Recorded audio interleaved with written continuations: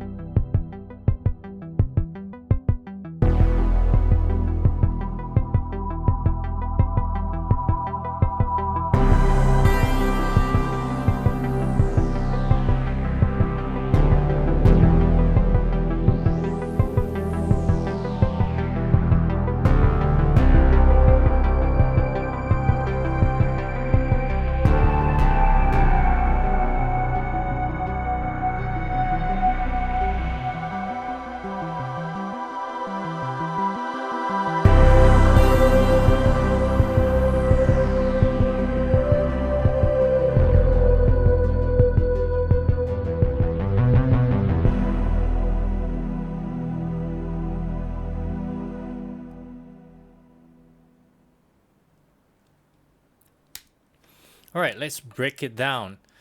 Now, the first bit is just two synths together, and the first one is a dark pad that you can find on ES2. You go to synth pads, dark pad, and most of these pads and synths I'm using are tweaked a little bit from presets, so just have a look at the project and play around with them. Now, this dark pad is pretty straightforward. It's playing these notes. Here's how it sounds.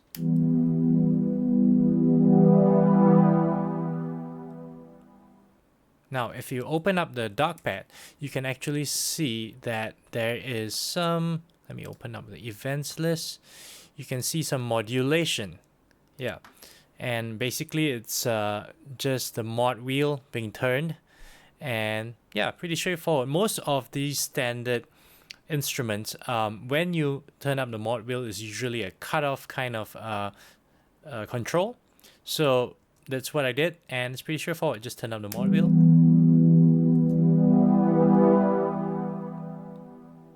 And there you go. Pretty straightforward. Now let's look at the ARP thing that's happening, right? I use an alchemy patch under arpeggiated 1970s analog ARP. I moved it slightly from pulse to octave, and yeah, the ARP is already built in initially. You can use different synth sounds as well, play around with them, and if they don't have an ARP, you can just use the MIDI plugin called Arpeggiator. But since Alchemy already has an ARP built in, I'm using the built-in ARP. So here's how it sounds, how it looks.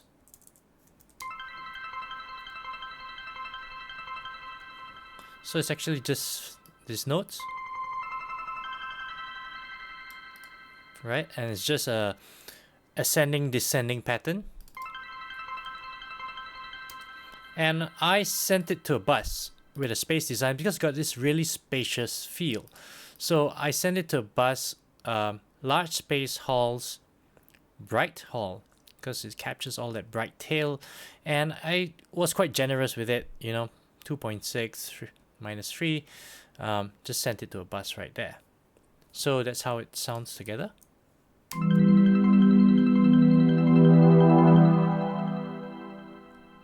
And this swell really rises right at the end. So that's how you get the intro. Now the main section has this ARP going on, and it's sort of like going out throughout the entire song. So it's just this pattern, and you can loop it by hovering your mouse. You can see the loop, the cursor turn into a loop there, and just drag it like this. Yeah. And drag it as long as you want. So this one is a combination of many different synths layered on top of each other, and I always layer my synths because that's how you get more complex sounds, more textures. So this one, I pick a synth lead percussive pulse, and basically it's playing this pattern right here.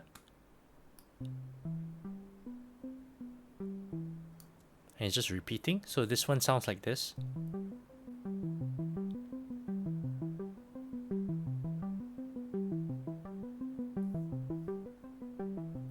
And you can hear it get louder as time goes by because this one has an automation. Hang on, yep. Volume automation that sort of brings it in. So you have different layers with different sounds, and you have different automation sort of like blending them together at different points. That's how you get different sort of like changes in textures as well. That's one way to do it. And so this one plays the same thing, but you can see that it's a slightly different sound. This one is not the same ES2 track, I think. Oh no, it is the same ES2 track, but it's got an EQ on it. So here's how it sounds. It's a much thinner sound because of the high pass EQ. This EQ the hell out of the low end. And versus this one's really dry. This one's got some reverb to it. So you blend these two together, you get a different texture.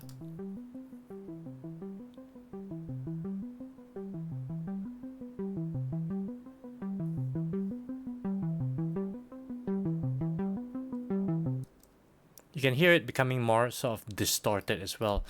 And then you have another third one, and this one is a retro synth. So it's just a default one, and it sounds kind of like, yeah. Most of the time when I'm creating sounds, I actually use presets, but in this case, this one's a really simple synth with two waveforms, so I kind of mucked around to get the kind of sound that I want. And I think retro synth is one of the easiest ones to sort of like learn how synths work and how sort of subtractive synthesis works, and you can just play around with it and hear how these things sound. So this one sounds like this. And there's automation as well. Volume automation.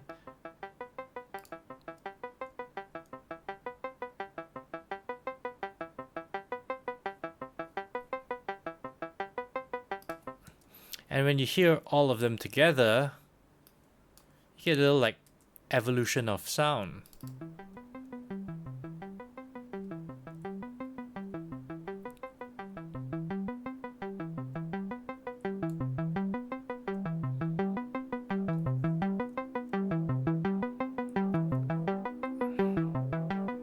So it gets brighter and more distorted as the sort of song progresses, and you can see that there's a drop there. And becomes really soft here. There's a different section of the song. So what you need to do a lot, I think, is automate not just volumes and blends, but you can automate different things as well. Like on this track, we have a LPF cutoff, low pass filter cutoff automation, and you can see that it's sort of like opening up as time goes by. So that's how we work with the main sort of arpeggiated theme. And on the other side, we have just very simple basic kick. It goes like that. So I picked an EXS24 kick that you can find under drums and percussion, single drums kicks, layer kicks. And there's tons of kicks and, electronic kicks, layer kicks, acoustic kicks, and just play around until you find something you like. This one was too bright, so I sort of EQ'd a lot of the top end off. So you get this sort of dull sound because it's quite, sort of like just happening in the background. Now, we have a really deep trip hop remix, sort of like sub bass kind of thing going on. It's under drums and percussion, electronic drum kits, and trip hop remix. And I kind of just put it there because there's this really low bass when the song first sort of hits. Yeah, so it's kind of like that. Yeah. And on top of that sort of arpeggiated thing, you have a pad going on. I kind of duplicated this pad onto the next pad, and you can duplicate it with this button. New track with duplicate settings. But I changed the EQ, you know, mucked around with, took off the high end because it needed to be really dark, and it sounds like that.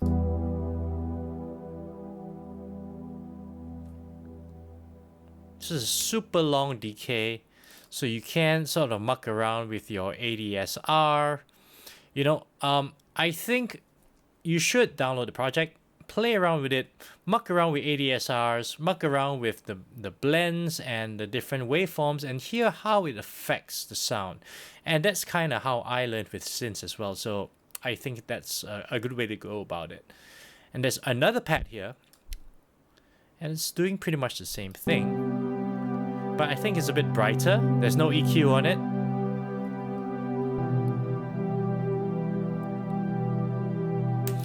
So if you have sounds that are similar, but you need different textures, sometimes it's best to just duplicate tracks and just muck around with the settings within that track so you get different kind of tracks. Sometimes it's just volume. Other times it's different settings for the instrument, and sometimes it's EQ. But one of the tricks that I recommend is just duplicating tracks and then just changing little bits for different sections. Now, the drums are really straightforward, as I mentioned before. This is not really a sort of drum-heavy song. It's more of like a pad and arpeggio kind of stuff. So we got this choir. You can find it in Alchemy under pads, vocal, warm, fake choir, and I sort of pushed it between Resonant LPF and Resonant 2. And sometimes you have to muck around with different, you know, just turn the knobs a little bit and hear how it sounds, turn the knob another way and hear how it sounds and see what sounds good. So in this case, it's sort of like a paddy type thing.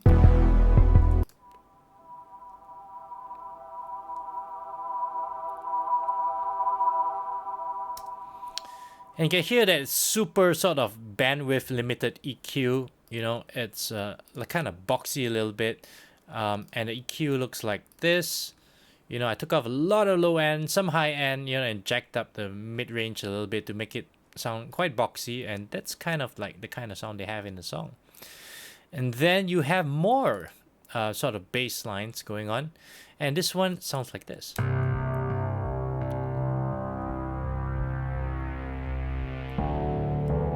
Sort of like a piano-y kind of thing. And I can't remember which one this was, but it's like a synth pluck. So it's in advance. I mucked around a little bit.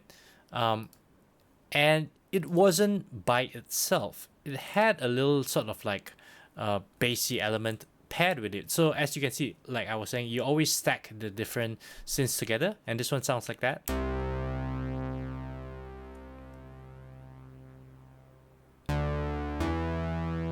And there's another layer.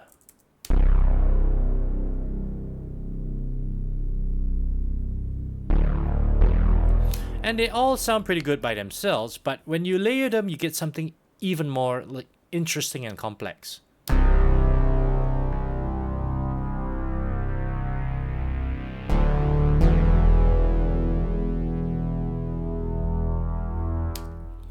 Right? And it just sounds richer and nicer, really. And you have stuff like this. These are little touches.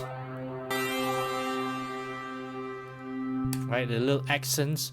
This was a sculpture one because it's, for me, it sounded like sort of a sort of like a zither kind of sound. So I thought sculpture would be great for it. I looked around. I found a pluck instrument called La Méditerranée.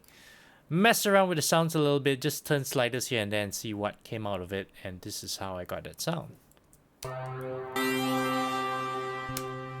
Nice and bright, and more layers even. There's a soft sweep, and it's basically a synthesizer motion sequences in EXS24. You find soft sweep, and here's how it sounds.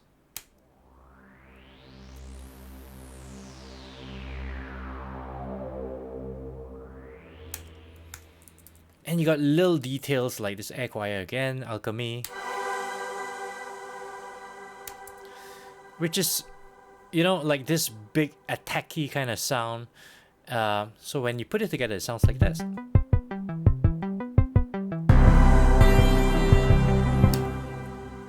And and I think it sort of like gets the feel pretty well. And there's a duck swell here as well. It's just a small accents, and a lot of sort of when the big beat hits, the drop happens, you get these little accents, and they sort of really bring out that feel about it, that attack feel about it.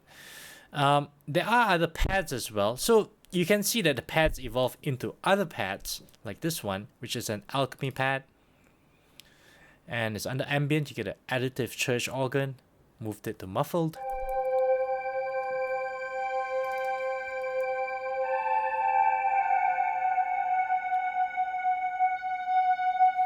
A bit of a fluty kind of sound. You can see, have a look at this section here, and so there's an automation going on, right? Let me open up the automation. You can see transform pad X and transform pad Y. So what you could do is just turn this into touch, and as it's playing through, just drag this over here and pull it back. You might have to do it a few times to get the right timing and the right changes at the right time.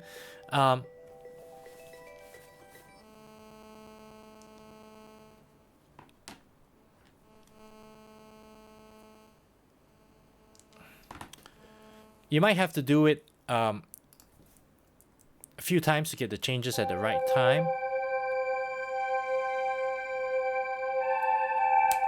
And then after you've done the touch, you can change it back to read, and basically it'll read that automation. So that's how it works. And you have even more stuff going on. Lovely voices under atmospheric pads. So there's a lot of pads in this, as you can see. Like,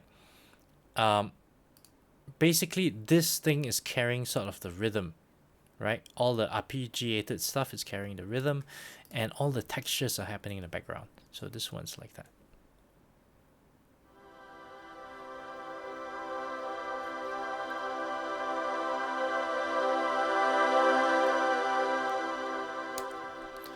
You can see there's automation, volume automation as well. Let me check if there's anything else. Just volume automation. That's it. And you know, you get all these coming in right at the end.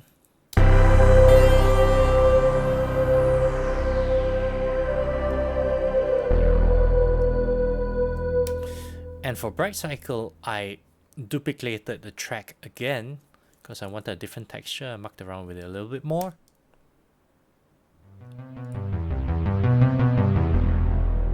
And there's a volume automation as well. So you get that kind of like...